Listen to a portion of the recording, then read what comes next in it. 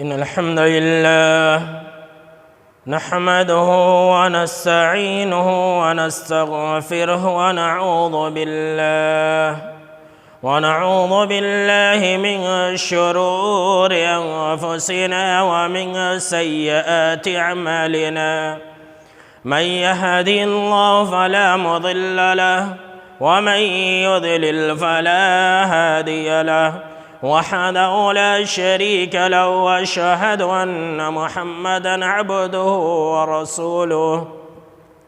يا أيها الذين آمنوا اتقوا الله حق تقاته ولا تموتن إلا وأنتم مسلمون.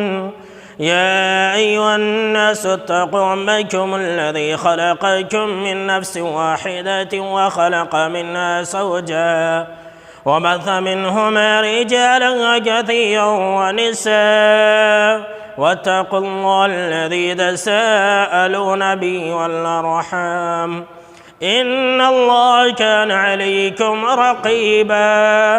يا أيها الذين آمنوا اتقوا الله وقولوا قولا سديدا يصلح لكم أعمالكم ويغفر لكم ذنوبكم، ومن يطع الله ورسوله فقد فاز فوزا عظيما. أما بعد، فإن خير الحديث كتاب الله، وخير الهدي هدي محمد صلى الله عليه وسلم، وشر الأمور محدثاتها، وكل محدثة بدعة، وكل بدعة ضلالة، وكل ضلالة في النار. أعوذ بالله السميع العليم من الشيطان الرجيم. بسم الله الرحمن الرحيم. وَلَنُذِيقَنَّهُم مِّنَ الْعَذَابِ الْأَدْنَىٰ دُونَ الْعَذَابِ الْأَكْبَرِ لَعَلَّهُمْ يَرْجِعُونَ۔ حاضرین جمعہ، تمام قسم کی تعریفات اللہ رب العالمین کے لیے لائق اور زیبا ہے۔ بعدہ درود اور سلام ہو تمام بھیجے گئے انبیاء کرام اور رسولان اعظام پر، خصوصاً بالخصوص جناب محمد عربی صلی اللہ تعالی علیہ وسلم پر۔ حاضرین جمعہ، جو کہ میرے سامنے میں بہت ہی مختصر چار آدمی بیٹھے ہوئے ہیں، اور آج کے اس بیان میں دراصل تمام لوگوں کے لیے، تمام مسلمانوں اور تمام لوگوں کے لیے ایک پیغام ہے۔ جیسا کہ ہم اور آپ جانتے ہیں کہ آج کل پوری دنیا کرونا وائرس کووڈ-19 سے جوجھ رہی ہے۔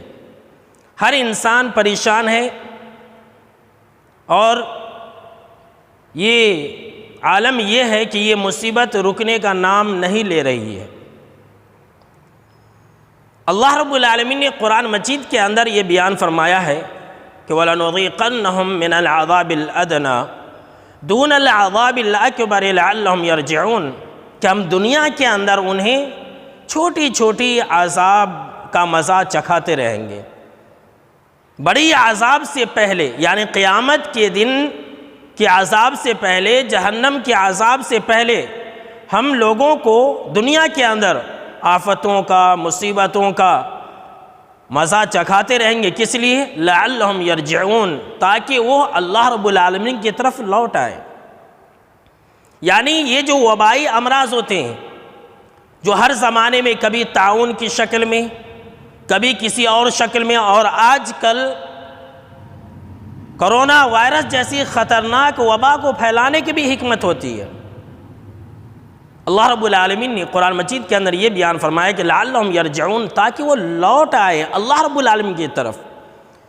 حافظ ابن حجر رحمۃ اللہ علیہ اپنی کتاب کے اندر لکھتے ہیں کہ جتنی بھی وبائی امراض ہوتی ہیں ان تمام کی حکمتیں ہوتی ہیں، اور حکمتیں یہ ہوتی ہیں کہ لوگ دنیا کے بارے میں لمبی لمبی امیدیں کم کر دیتے ہیں، لوگ دنیا کو چھوڑ کر کے آخرت کی طرف آ جاتے ہیں، لوگ اپنی آخرت کی فکر میں لگ جاتے ہیں۔ یہ وبائی امراض کا مقصد اور یہ وبائی امراض کا حکمت ہوتا ہے ہر زمانے کے اندر۔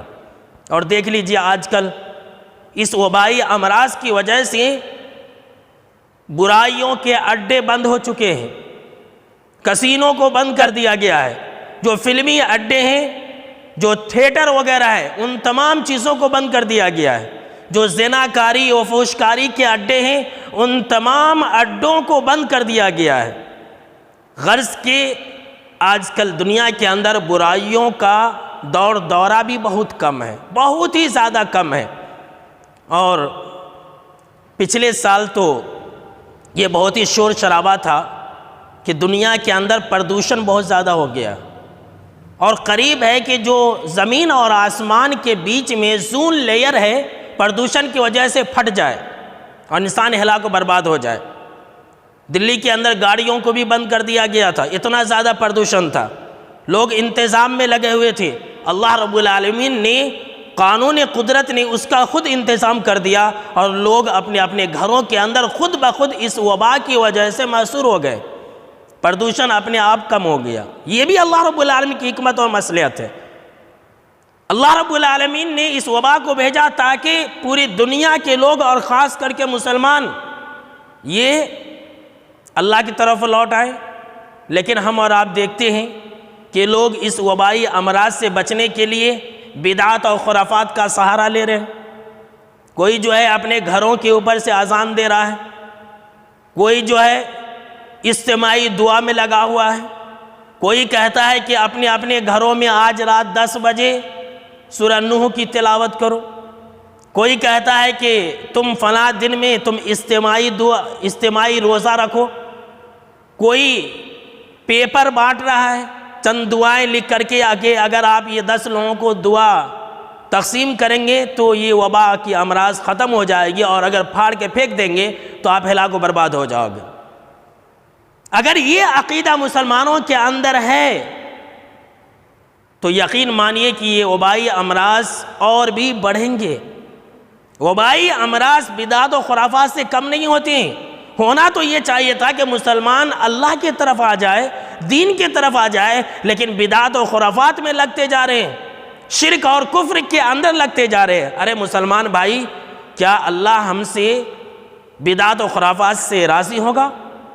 کیا اللہ ہم سے اس طرح کے شرک اور کفر پر مشتمل اعمال و اذکار سے راضی ہوگا؟ نہیں، بلکہ اللہ ہم سے توحید سے راضی ہوگا، اللہ ہم سے سنتوں پر عمل کرنے سے راضی ہوگا۔ ہم سنتوں کی طرف آ جائیں، ہم اللہ کے دین کی طرف آ جائیں، ہم اللہ کی اطاعت و بندگی کی طرف آ جائیں، اور پھر دیکھیے کہ اللہ کیسے نہیں ہمارے اوپر سے اس وبا کو دور کرتا ہے۔ قرآن گواہی دے رہا ہے۔ اللہ نے سورہ آل عمران کے اندر بیان فرمایا وَأَطِيعُوا اللَّهَ وَالرَّسُولَ لَعَلَّكُمْ تُرْحَمُونَ۔ مسلمانوں ذرا اس پیغام کو آپ سنو۔ اللہ نے فرمایا کہ لوگو تم اللہ کی اطاعت کرو، تم رسول کی اطاعت کرو، لعلکم ترحمون، شاید کہ تمہارے اوپر رحم کیا جائے۔ اگر ہم یہ چاہتے ہیں کہ اللہ ہمارے اوپر رحم کرے تو ہم اللہ اور اس کے رسول کی اطاعت کرنے والے بن جائیں، اس طرح کے بدعات و خرافات میں شامل نہ ہوں۔ اگر ہم بدعات و خرافات میں شامل ہوں گے تو یہ وبائی امراض دن بدن بڑھتے جائیں گے۔ حافظ ابن حجر رحمۃ اللہ علیہ نے ایک تاریخ بھی لکھی کہ مصر کے اندر طاعون جیسی وبائی امراض بہت کثرت سے پھیلی، بہت کچھ لوگ مرے۔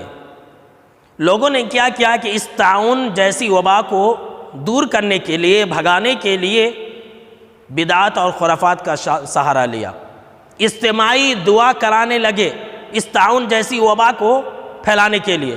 نتیجہ یہ ہوا کہ جب لوگوں نے بدعات کا سہارا لیا تو یہ وبا اتنی کثرت سے پھیلی مصر کے اندر کہ روزانہ ہزاروں کی تعداد میں لوگ مرتے تھے۔ اللہ کی پناہ دیکھ لیجیے، یہ ایسا کیوں ہوا؟ بدعات کو اپنانے کی وجہ سے۔ لہٰذا مسلمانوں، اگر ہم اس جیسی وبا سے بچنا چاہتے ہیں تو ہم اللہ اس کے رسول کی اطاعت کریں، ہر طرح کے خرافات سے، بدعات سے اپنے آپ کو بچائیں، ہر طرح کے شرک سے اپنے آپ کو بچائیں۔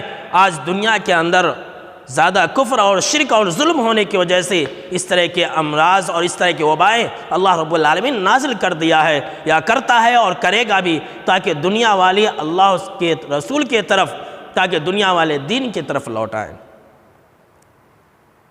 آج کل ہم اور آپ اپنے اپنے گھروں کے اندر محصور ہیں۔ اس لاک ڈاؤن کی وجہ سے جب سے حکومت نے اعلان کیا ہے تب سے آپ دیکھیے کہ اس کا اثر یا اس کا زیادہ تر نقصان غریبوں کا ہوا ہے۔ آج میڈیا دیکھ لیجئے، میڈیا بلا وجہ میں جھوٹی خبروں کو پھیلانے میں کتنا تیز اور ترار ہے آج کی گودی میڈیا، لیکن اس غریبوں کے بارے میں آواز اٹھانے والا کوئی نہیں ہے۔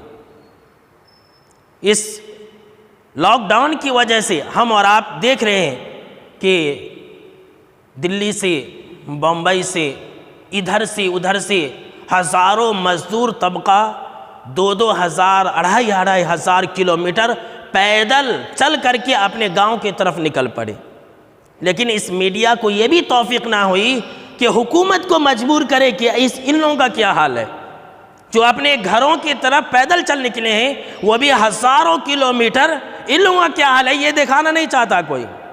یہ گودی میڈیا نہیں دکھاتی ہے یہ، تاکہ کیوں؟ اس لیے کہ اگر یہ دکھائیں گے تو دنیا کو معلوم ہو جائے گا کہ ہندوستان کے اندر غریبوں کی تعداد زیادہ ہے۔ ہونا تو یہ چاہیے تھا کہ اس کو زیادہ پوائنٹ بنائے، اس کو زیادہ اہم مدعا بنائے، لیکن کسی بھی میڈیا نے اس کو اپنے اپنے کوریج کے اندر جگہ نہیں دیا، بس سرسری طور پر بیان کیا اور چل نکلے، بلکہ ان کے حالتوں کو بھی کسی نے نہیں بیان کیا۔ تو پتہ یہ چلا کہ جب وبائی امراض پھوٹتے ہیں تو غریب لوگ ہی اس کے زیادہ تر شکار ہوتے ہیں، غریب لوگوں کی ہی آفت اور مصیبت سے دوچار ہونا پڑتا ہے۔ میرے مسلمانوں اور میرے ہندوستان کے واسیوں اور میرے ہندوستان کے لوگوں رہنے والوں، ذرا سوچو کہ اس مصیبت بھرے وقت میں کیا کوئی نیتا، کیا کوئی ہمارا لیڈر ہمارے گھر پر اناج دینے کے لیے آیا؟ کیا کوئی ہم تک ہمارا کھانا اور پینا دینے کے لیے، راشن دینے کے لیے آیا؟ نہیں۔ ارے ذرا سوچو کہ جب الیکشن کے وقت میں الیکشن کی سلپ گھر گھر پہنچ سکتی ہے، الیکشن کا چارٹ جب دروازے پر پہنچ سکتا ہے، تو جن کو ہم نے ووٹ دیا ہے کیا وہ ہمیں ہمارے گھر تک راشن اور پانی نہیں پہنچا سکتے؟ لیکن دراصل بات یہ ہے کہ انہیں ہماری محتاجگی اور غریبی اور فقیری سے کوئی مطلب نہیں ہے۔ وہ اپنے اپنے گھروں کے اندر عیش اور موج کر رہے ہیں اور بیچارے پریشان ہو رہے ہیں مسلمان۔ اور دیکھ لیجئے اس بیچارے جو مزدور طبقہ کے لوگ تھے جو ہزاروں کلومیٹر پیدل چل نکلے، یہ ہمارے ہندو بھائی تھے، ان کی خبر گیری کرنے والا کوئی نہیں تھا۔ آج جو کام آئی ہمارے ہندوستان کے اندر، وہ یہی کام آئی کہ انسانیت کام آئی، لوگ ایک دوسرے کی مدد کے لیے کام آئے۔ یاد رکھ لو، مصیبت کے وقت میں کوئی نیتا اور کوئی پی ایم کام نہیں آئے گا، انسانیت ہی کام آتی ہے۔ ہم جو ایک دوسرے کے ساتھ آپسی محبت اور بھائی چارے کے ساتھ جو رہتے ہیں، یہی چیزیں کام آتی ہے۔ کوئی ہمارا دکھ درد نہیں بانٹتا ہے اور نہ ہی کبھی بانٹے گا۔ لہٰذا اس مصیبت کے وقت میں ہم اور آپ آپس میں دوستی اور محبت سے رہیں اور نفرت پھیلانے والوں کو جواب دیں۔ جو لوگ ہندو مسلم کی دیواریں قائم کرتے ہیں چھوٹے چھوٹے بہانے لے کر کے، ہم اور آپ ایسے لوگوں اور ایسے نیوز چینلوں کا بائیکاٹ کریں جو ہندوستان کے اندر اس مصیبت بھرے دنوں کے اندر بھی نفرت کی دیوار قائم کرتے ہیں اور کرونا کو بھی مسلمانوں کی پھیلائی ہوئی سازش قرار دیتے ہیں۔ بھلا بتلائیے کہ ایسے لوگوں کو کیا کہیں گے؟ دراصل ایسے لوگ وہ لوگ ہیں جو مسلمانوں کے دشمن نہیں، انسانیت کے دشمن ہیں۔ آج دنیا نے آپ صلی اللہ تعالیٰ علیہ وسلم اور اسلام کی تعلیمات کو اپنا لیا ہے، اور یاد رکھ لو دنیا والوں کے اسلامی تعلیمات کو اپنانے میں ہی نجات ہے۔ آج ہم اور آپ اپنے اپنے گھروں کے اندر محصور ہیں۔ اس کی تعلیم تو جناب محمد عربی صلی اللہ تعالیٰ علیہ وسلم نے 1450 سال پہلے ہی دے دی تھی۔ عقبہ بن عامر رضی اللہ تعالیٰ عنہ راوی حدیث سے کہتے ہیں کہ اللہ کے نبی اکرم و مکرم صلی اللہ علیہ وسلم سے میں نے پوچھا کہ من نجات کس میں ہے؟ تو آپ صلی اللہ علیہ وسلم نے کہا کہ نجات اس میں ہے وَلْيَسَعْكَ بَيْتُكَ، تم اپنے گھروں کو لازم پکڑو۔ آج ہم اپنے گھروں کے اندر محصور ہیں، وہ بھی سنت سمجھ کے نہیں بلکہ حکومتی دباؤ کی وجہ سے اور وبائی امراض کی وجہ سے آج ہم اپنے گھروں کے اندر محصور ہیں۔ اور یہ کہا جا رہا ہے کہ اگر آپ اپنے گھروں کے اندر رہو گے تو ہر وبائی امراض سے بچو گے۔ اللہ کے نبی اکرم و مکرم صلی اللہ علیہ وسلم نے ہمیں یہ تعلیم بہت پہلے دے دی تھی کہ فتنوں کے دور میں، مصیبتوں کے دور میں، آزمائشوں کے دور میں ہم اور آپ اپنے اپنے گھروں کے اندر زیادہ وقت گزاریں۔ اگر گھروں کے اندر رہیں گے تو ہر طرح کی آفت اور مصیبت سے بچیں گے میرے دوستو۔ لہٰذا معلوم یہ ہوا کہ تمام دنیاوی آفتوں اور مصیبتوں کا مکمل حل اور مکمل علاج اسلام کی تعلیمات کو اپنانے میں ہے۔ اللہ رب العالمین سے دعا ہے کہ اللہ رب العالمین ہمیں اور آپ کو اس دنیا کے اندر جو پھیلے ہوئے وبائی امراض ہیں ان تمام امراضوں سے محفوظ رکھے، آمین۔